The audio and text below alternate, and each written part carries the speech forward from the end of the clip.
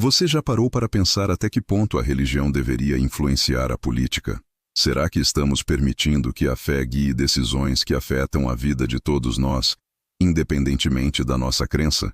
Essa é uma das questões mais polêmicas do nosso tempo, e hoje vamos mergulhar fundo nessa relação complexa entre poder, fé e governo. Para entender o presente, precisamos olhar para o passado.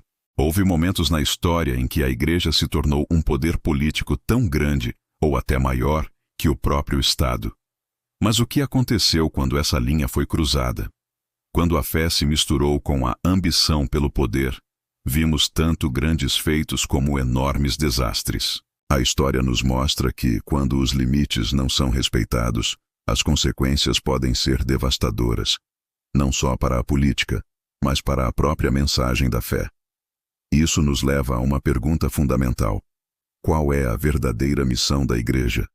Seria salvar almas focando apenas no lado espiritual da vida?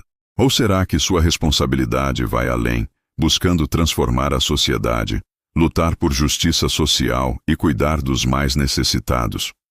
Onde termina a fé e começa a ação social e política? Muitas pessoas acreditam que a Igreja deve ser a consciência moral da nação, mas outras defendem que ela deveria se manter longe das estruturas de poder para não se corromper. E é impossível falar sobre isso sem tocar no poder que líderes religiosos exercem nas urnas. Como você se sente ao saber que um sermão, uma fala de um pastor ou de um padre, pode influenciar milhões de votos? Isso é um exercício legítimo da liberdade de expressão e de liderança? Ou é uma forma de manipulação que tira a autonomia do eleitor? A linha entre orientação espiritual e coação política é muito tênue, e o impacto disso nas eleições é cada vez mais visível.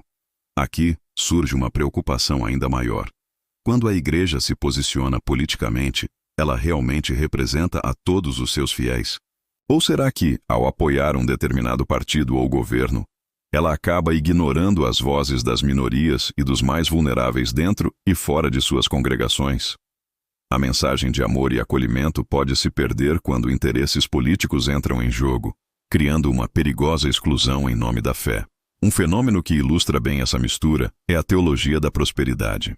A promessa de que a fé pode trazer riqueza material não está apenas enchendo igrejas, ela está moldando políticas públicas.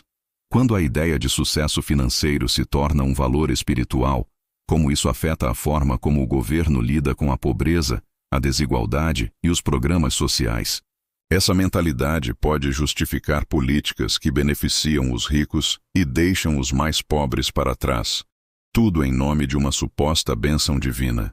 Então somos obrigados a perguntar: o que realmente move o interesse de algumas igrejas na política? É a fé genuína e o desejo de construir uma sociedade mais justa e moral? Ou será que por trás desse discurso existem interesses bem mais terrenos, como poder, isenções fiscais e dinheiro? É uma questão delicada, mas que precisa ser feita para entendermos as verdadeiras motivações por trás dessa aliança. E o que acontece quando os valores religiosos batem de frente com os direitos humanos universais? Já pensou que, em nome da fé, direitos fundamentais de certos grupos, como mulheres ou a comunidade LGBTQIA+, podem ser questionados ou até mesmo negados? Onde traçamos a linha entre a liberdade de crença e o respeito incondicional aos direitos de cada indivíduo? A fé não deveria jamais servir de justificativa para a opressão. Isso nos leva ao dilema central. A Igreja deveria defender abertamente uma causa política se tornando uma militante ativa, ou sua verdadeira força estaria em se manter imparcial, sendo um refúgio de paz e união para todos, independentemente de suas posições políticas? Ao tomar um lado, ela corre o risco de dividir seus próprios membros e de se afastar de sua missão espiritual. Olhando para o futuro, o que podemos esperar? Estamos caminhando para um cenário onde Igreja e Estado se tornarão aliados inseparáveis, com a fé ditando as leis? Ou veremos um confronto, uma luta pela separação definitiva desses dois mundos, reafirmando o Estado laico? O caminho que escolhermos agora definirá a cara da nossa sociedade por muitas gerações. E agora, eu quero saber de você. Qual é a sua opinião sobre tudo isso? A igreja deve ter um papel ativo na política, ou seria melhor manter essas duas esferas completamente separadas? Deixe seu comentário aqui embaixo. Vamos continuar essa conversa tão importante. Se você gostou dessa reflexão, não se esqueça de curtir o vídeo, se inscrever no canal e ativar o sininho para não perder os próximos.